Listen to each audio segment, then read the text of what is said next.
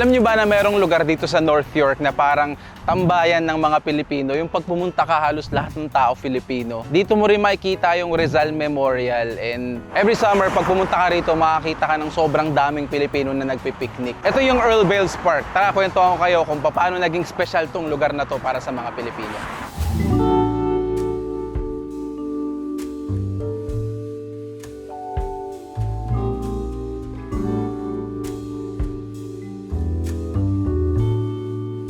Ang Earl Bales Park, o kilala rin bilang Unity Park, ay orihinal na farmland noong 1824 ni John Bales, isang pioneer settler dito sa North York. Noon pa, taniman at bukid lang ito. Pagkatapos, naging golf course muna ito bago noong 1975, opisyal na naging public park at ipinangalan kay Robert Earl Bales, dating reeve ng North York.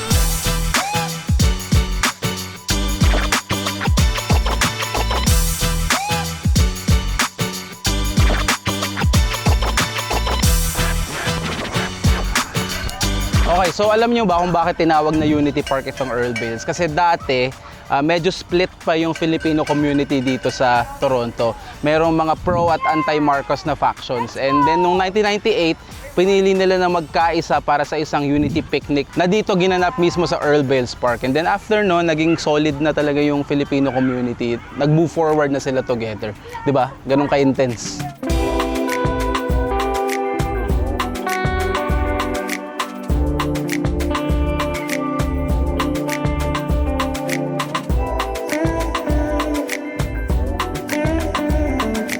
So kung titignan nyo sa labas, baka isipin nyo parang normal na park lang siya. Merong playground, merong splash pad, merong skate park. Pero ang isang bagay na nagpa-unique dito sa Earl Bales is itong amphitheater na to. Tuwing summer, ang daming ginaganap dito ng mga summer events. Kaya kung gusto nyo makakita ng mga maraming ganap tuwing summer, bisita lang kayo dito sa Earl Bales. And kung mahilig ka sa photoshoot, and kung naghahanap ka ng isang magandang filming locations, patan nyo tong lugar na to.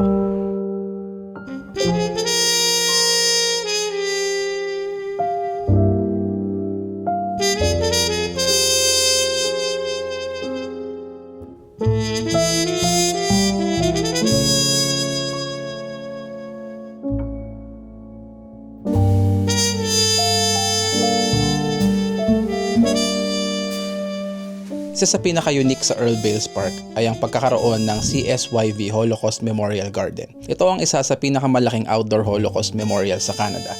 May halos 5,000 pangalan ng victims at survivors na nakadisplay. At ginawa ito sa 3 phases sa loob ng 30 years. Sobrang peaceful at educational ang lugar. Maraming tao ang pumupunta rito para mag-reflect at matuto tungkol sa history. Talagang mix ng remembrance, nature at community activity sa isang lugar. Para sa mga Pinoy, nagiging paalala rin ito na ang park na to ay hindi lang para sa celebration, kundi pati na rin sa pagkilala sa mga mahirap na bahagi ng kasaysayan.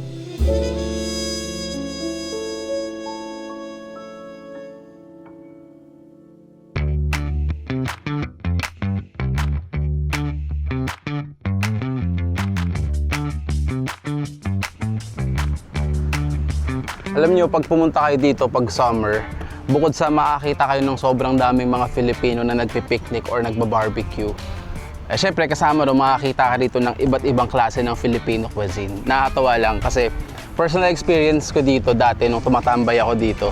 Naglalakad lang ako, tas madalas kang maaalok ng mga hindi mo kakilala na kumain doon sa table nila. I mean, I guess ganoon naman kasi talaga yung mga Filipino, di ba? Masyado silang mapagbigay, masyadong mabait sa mga kababayan nila. And I guess that shows you kung gaano kalakas yung Filipino community talaga natin dito.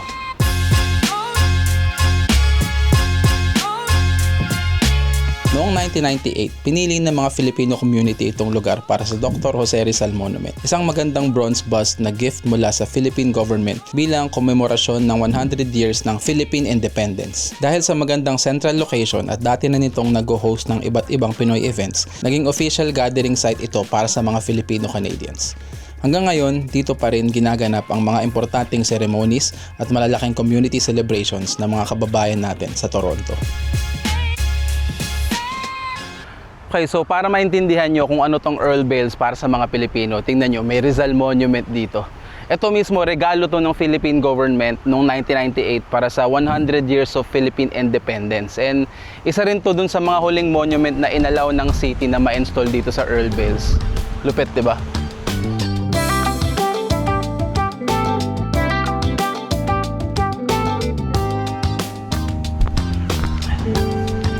Isipin nyo, di ba, na nagsimula lang sa dalawang grupo ng mga Filipino na merong political differences and then nagkaisa sila.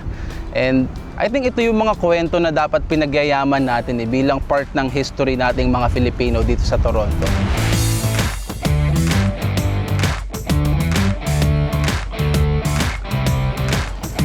Yun, ito yung Earl Bales Park. And kung nakapunta na kayo dito, kwentuhan nyo naman ako kung ano yung na-vibe nyo dito nung tumambay kayo. Yun lang, peace.